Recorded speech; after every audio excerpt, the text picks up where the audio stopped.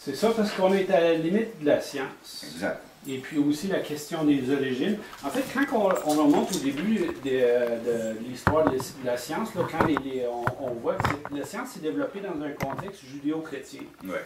où la majorité des Isaac Newton, Blaise Pascal et puis Galilée, tous ces gens-là, pour eux, la science avait un droit de regard sur le monde observable. Et puis sur la question des origines, ben, ils se fiaient sur la Bible, puis ça ne posait aucun problème. Mais de l'autre côté, Donc, toute l'approche... ils acceptaient quand même une science qui était limitée. Oui. Donc, la science pouvait produire de l'information intéressante sur le monde observable. Donc, par exemple, Galilée faisait ses expériences sur la gravité, échappait des boules, et puis on pensait que si deux boules de poids différents tombaient, ben que la boule qui était plus pesante arriverait en premier, mais ce n'est pas le cas. Donc, l'hypothèse initiale a été réfutée par l'expérience de Galilée. Peut-être c'est la cause du fait que la tour de Pisa, est penchée, parce qu'il faisait C'est toujours du même côté, ouais. Ouais. Non, mais c'est intéressant parce que les années 1400,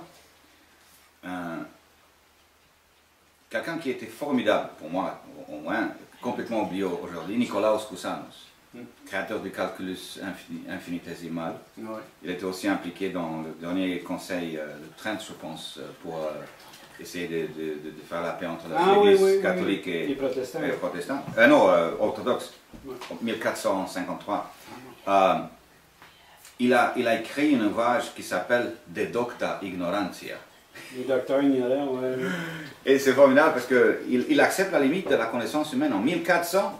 Ouais. Il comprend bien ça. Et voilà, ouais. Mais le siècle des Lumières avait un projet. Eux autres, ils voulaient exploiter le prestige de la science, mais ils ne pouvaient pas accepter ces limites-là parce qu'ils voulaient avoir une explication totale de tout le monde et la question des origines est essentielle. Fait que si tu veux pousser le message du christianisme, il faut avoir une explication matérialiste qui recoupe, qui élimine le créateur. Donc ça on a cherché à tâtons à trouver cette explication-là, d'abord avec Buffon, ensuite avec Lamarck. Et finalement, Darwin avait une explication qui a pu se répandre et puis prendre la place. Mais qui n'explique pas le début. Hein? Non, c'est ça, là. Ben. Mais c'était, au moins, pour les athées, pour les matérialistes, ça avait l'avantage, bon, enfin, on a éliminé Dieu. Donc, on peut... éliminer des discussions, mais pas de la philosophie, finalement. Parce que quand on discute l'origine, du point de vue purement logique, nous devrons postuler que quelqu'un ou quelque chose est éternel. Parce que s'il n'y a rien qui est éternel, il n'y a pas une discussion, c'est une régression à l'infini.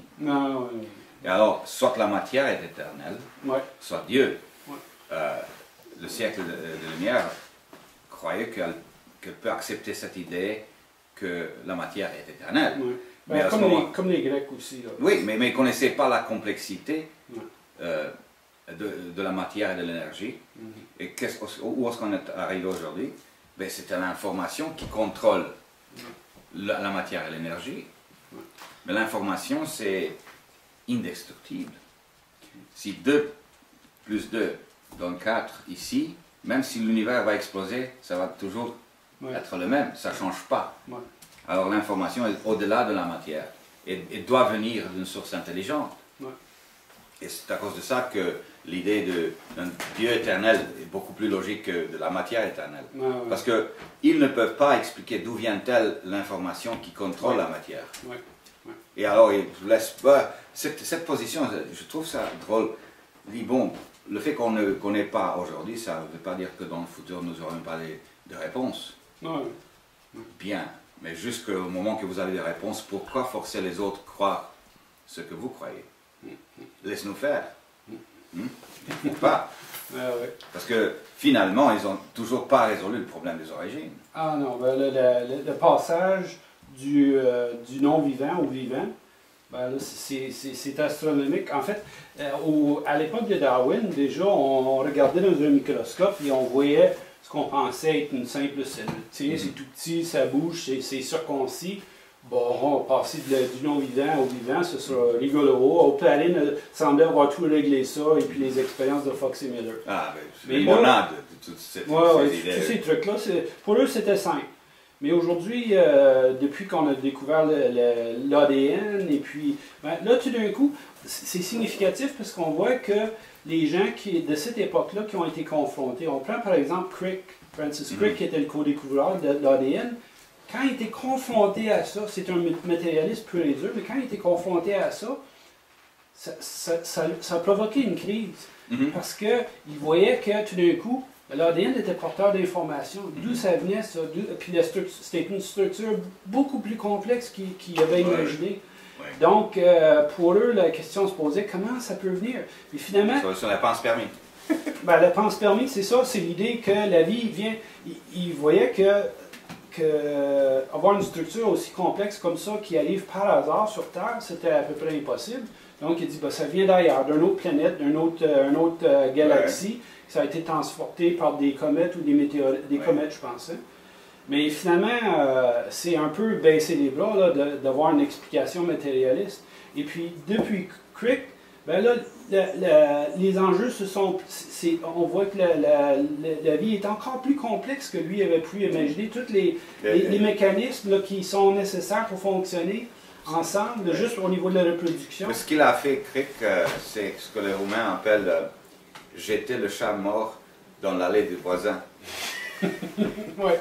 On n'a pas résolu le problème, on vient de passer de l'autre côté. Hein. C'est ça, la question comment la vie... Parce que si la vie a évolué naturellement de non-vie sur une autre planète, et de là elle a été créée et envoyée à travers l'espace, comment est-ce qu'elle est évoluée sur notre planète? Comment ça s'est fait? Ouais. Puis et puis même à ce moment-là, finalement, les évolutionnistes n'ont pas d'explication rationnelle de cette première étape-là.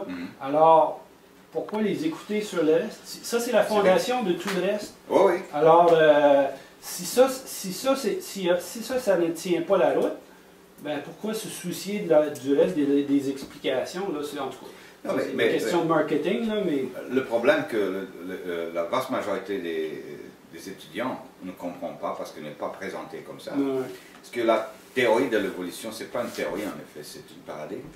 C'est un paradigme parce que elle est toujours changée quand des faits ne marchent pas à l'intérieur. Et alors, on ne peut pas faire des prédictions. Je me rappelle, j'ai eu l'honneur et le plaisir de voir et écouter Stephen Jay Gould dans sa dernière présentation publique à l'université de Guelph en 2002. Et son sujet était l'évolution de l'intelligence. Alors, je n'ai pas eu de la... C'était bourré, hein? J'étais en dehors sur le corridor. J'ai presque élongé mon cou pour demander une question. Je lui ai dit, quelle est votre prédiction? Où est-ce que l'intelligence humaine se dirige-t-elle?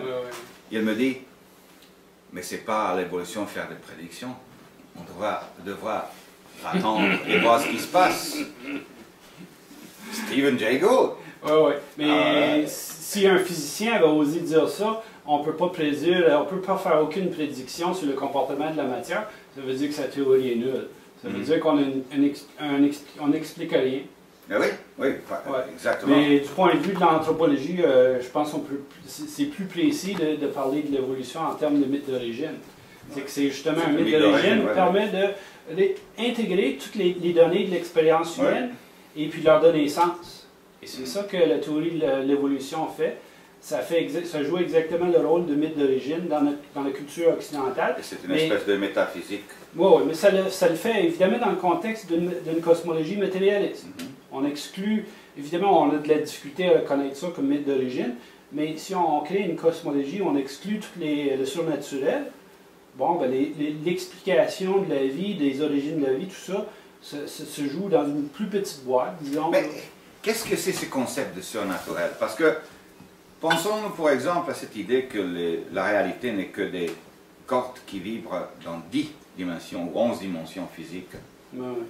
Alors, s'il y a quelqu'un qui existe dans un univers à 5 dimensions, pour nous c'est surnaturel.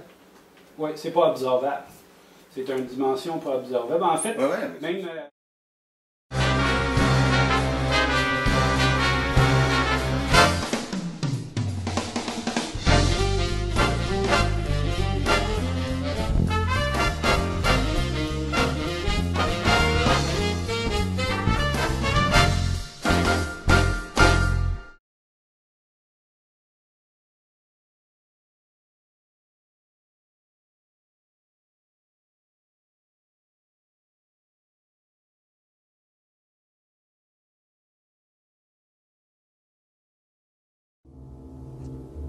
Au fond de l'être humain, il y a toujours eu ces soifs d'absolu. Soif d'amour,